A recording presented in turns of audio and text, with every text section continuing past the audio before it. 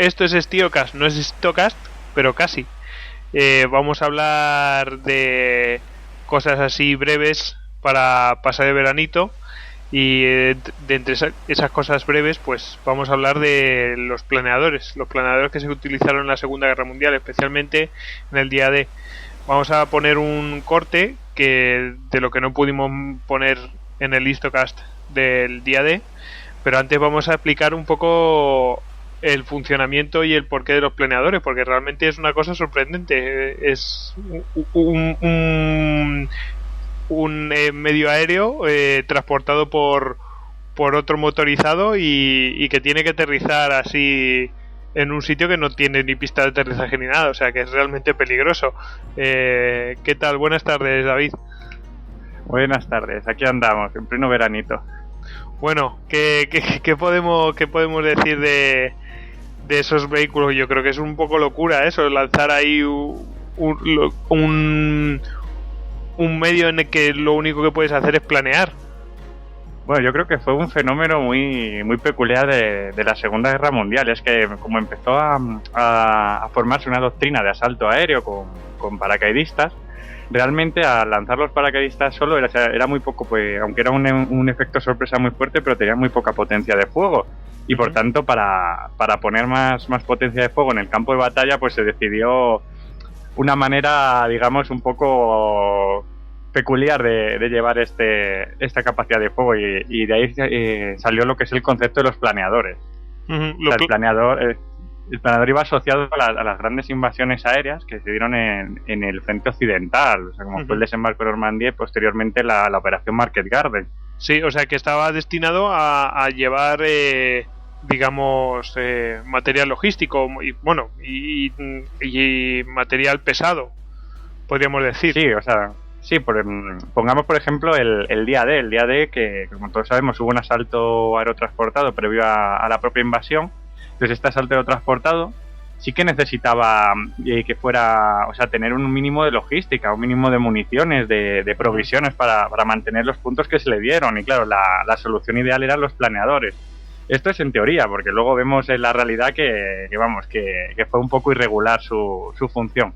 Incluso también para lo que fue armamento pesado fueron utilizados para llevar ametralladoras pesadas, morteros, incluso medios de transporte como fueron pequeños jeeps, pequeños camiones o incluso pequeños carros de combate, algunos como el Tetras, diseñados especialmente para ser llevados a bordo de los planeadores. O sea que, bueno, ya después veremos en el corte que se habla de todo eso. Y por supuesto, obviamente tenía su tripulación para poder planear y aterrizar correctamente el cacharro. ¿Qué sitios podían utilizar para aterrizarlo? Era realmente difícil, ¿no? Sí, bueno, el vuelo en planeador, así en resumidas cuentas, o sea, digamos que salían desde los aeropuertos en las Islas Británicas, remolcados por bimotores o cuatrimotores, dependiendo de lo lejos que tuvieran que ser lanzados, y eran arrastrados por un cable. O sea, imagínate pues, que fuera una tripulación, a lo mejor 20 hombres, o con un carro de combate, con sus propios pilotos, detrás de un avión. Entonces, llegado el momento en que se toman sobre el objetivo, se soltaba ese cable. Entonces, al soltarse el cable, el planeador tenía que planear, eso sí, con un planeamiento contrarreloj, porque digamos que siempre iba cayendo. Al no tener ninguna motorización no podía retomar el vuelo. Entonces tenía que buscar un lugar, digamos, plano, llano, donde poder posarse. Para eso utilizaba unos patines, no tenían los típicos sistemas de ruedas. Las ruedas las utilizaban para despegar, no para aterrizar, que tenían unos patines. Entonces, por eso es un fenómeno, digamos que es un elemento utilizado solo en el frente occidental, que era el único acto con esas grandes extensiones de campo donde poder aterrizar los planeadores. Imagínate un asalto de este tipo en las junglas del Pacífico o en otro frente con mucho más, como el italiano, montañoso. Sí. No se puede directamente. Luego además tenían unos problemas porque, claro, al ser remolcado por otro avión motorizado, claro, eso pesaba y no podían ir a la velocidad que tenían que ir, y claro, era un blanco fácil para las baterías antiaéreas. Exactamente, o sea, era un blanco facilísimo. Por tanto, cuando se producían los asaltos aéreos y llegaba el momento en que la antiaérea respondía, muchos de los pilotos se ponían nerviosos, lo soltaban antes de tiempo, no lo soltaban sobre el objetivo, en algunos virajes se rompía el cable solo y quedaban y los planeadores pues a su bola. Sí. Entonces digamos que la teoría era, o sea, pues poner un gran número de tropas detrás de las líneas era muy buena, pero en la realidad pues daba resultados irregulares. En Market Garden, por ejemplo, es muy típico de cualquier persona interesada que vea las fotos de los grandes planeadores sobre los campos holandeses. Pero claro, es que el primer asalto y se queda ahí, o sea, el planeador no puede ser reutilizado para nada, o sea, es simplemente un cacho de luna. Por cierto, muy curioso, porque los planeadores están diseñados para romperse, ya que cuando aterrizaban podían aterrizar contra un cobertizo, podían incrustarse en un canal, vete a saber dónde podían acabar. Entonces estaban planeados para partirse por la mitad y que la gente que estuviera dentro pudiera salir rápidamente sin que sufrieran más daño. Y que hubiera vivido, vamos. Sí, exacto, pero vamos, que era un medio muy muy curioso y sí que es muy representativo en los asaltos de Normandía y posteriormente en Market Garden. Y el tema de las bajas, realmente la gente que iba adentro se la jugaba mucho más que en un avión. Sí, o sea, la jugaban porque, como he dicho, pues imagínate que el planeador va a mucha velocidad, impacta contra un campo y en ese campo hay un terrapleno o algo, claro, volcaría. Sí. Realmente era un vuelo muy muy arriesgado, o un exceso de peso que se le hubiera dotado de más peso del necesario, o no se hubieran tomado bien las medidas, o llevara más carga o más mercancía, directamente podía hacerle caer como una piedra. Era muy muy arriesgado. Pues y bueno, ¿y en qué operaciones participaron? Has mencionado Market Garden, has mencionado el día D, vamos, la operación Overlord. Bueno, esas son las dos más características, pero sí que fueron utilizados, sobre todo los aliados fueron utilizados luego en bastantes más operaciones. O sea, fueron utilizados, por ejemplo, ya en los asaltos sobre Alemania, en la Bolsa del Rin, que ya fue el último gran asalto que se hizo sobre Alemania. También se volvieron a utilizar los planeadores. Si quieres te detallo un poco los tipos de planeadores, los modelos que había. Perfecto.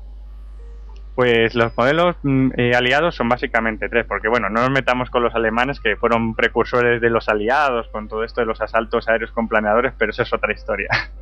Bueno, los planeadores aliados tendríamos los británicos, que serían el Horsa, que es el característico, pues el típico, digamos que se utilizó en Market Garden, donde iban los Red Devil, los paracaidistas británicos.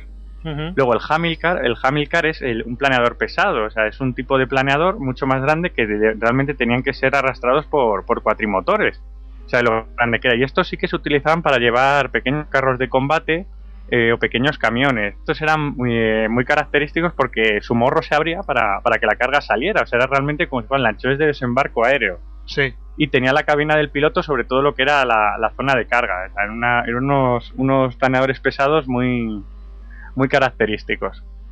Y por último el modelo americano, el Waco. El Waco es el típico planeador que vemos en el desembarco del día D, que podemos ver en cualquier vídeo, en cualquier documento gráfico. Y nada, o sea, pues un planeador parecido al que hemos dicho, al Horsa, o sea, muy ligero y para llevar pues unas 20 personas o así. Bueno, y esos son los principales modelos. Sí. Otras naciones has mencionado antes, los alemanes, que sí tenían, y otras naciones que participaron en la Segunda Guerra Mundial llegaron a tener planeadores propios. Los japoneses en la Guerra del Pacífico no tenía su utilidad, claro. Digamos que la guerra aerotransportada sí que fue principalmente llevada a cabo por lo que fueron los aliados, los alemanes y luego en cierta medida los rusos, pero los rusos no llegaron a desarrollar planeadores, el concepto de planeador, y desarrollaron otro concepto que fue el de grandes aviones pesados cargados de paracaidistas hasta la bandera. Bueno. O sea, fue un concepto muy digamos que muy ceñido al frente occidental. Bueno, pues ha quedado, yo creo que muy claro, como introducción al pequeño corte que tenemos, que nos sobró de día D. Así que muchas gracias, David, y les dejamos directamente con el corte. Venga, hasta luego. Venga, chao. Hasta luego, un saludo. David, ¿tú querías comentar algo de ello? Sí, nada, solo hablar un poco de los planeadores. O sea, la verdad es que era muy curioso este modo de asalto aerotransportado. Creo que había dos modelos de planeadores. Los americanos tenían los planeadores Waco y los británicos los Horsa. Y el método que tenían era prácticamente tenían que buscar una zona ya no iban remolcados por los T-47, los aviones que lanzaban a los paracaidistas, les soltaban la amarra y ellos mismos tenían que buscar un sitio planeando donde aterrizar el avión. Y claro, al ser realmente un avión de madera sin motores que podía aterrizar en el campo, podía llevar un número de tropas bastante considerable o digamos vehículos ligeros como pueden ser jeep o pequeñas antiaéreas. Entonces es muy curioso este modo de asalto y en el puente Pegaso se utilizó con el descenso unos planeadores que casi clavaron en el sitio indicado. De todas maneras, en el Museo del 82 tienes un planeador Waco y puedes montarte dentro. Vale, pues, de hecho ahí tú pasas, digamos, como si fueras por dentro y ves, digamos, la distribución de las tropas. Hay que echarle valor, ¿eh? Es madera y lona.